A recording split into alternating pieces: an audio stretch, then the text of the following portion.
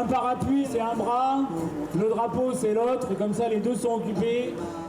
Sous la pluie battante, l'heure de la rentrée sociale semble avoir sonné. CGT, FO, Solidaire et FSU avaient appelé à se mobiliser pour les salaires tout d'abord.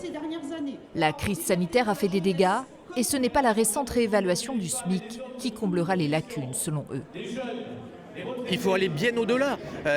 Les salaires, il y a beaucoup de personnes dont on s'est aperçu qu'ils étaient essentiels pour la continuité de notre société, qui sont payés limite seuil de pauvreté. Donc maintenant, c'est urgent d'augmenter les salaires. Et ce n'est pas en faisant des primes d'activité, des chèques énergie qu'on résoudra le problème. C'est un problème de salaire avant tout. Précarité dénoncée également pour les étudiants. La FSU réclame le maintien des repas à 1 €. On a énormément de jeunes qui, justement, avec la période du Covid, se sont retrouvés en situation de précarité en perdant leur travail.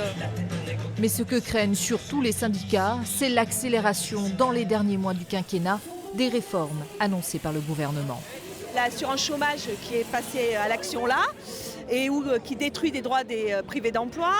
Les retraites suspendues, pas suspendues, enfin on ne sait pas trop, mais en fait on pense qu'ils vont essayer de le faire sur la dernière ligne droite aussi.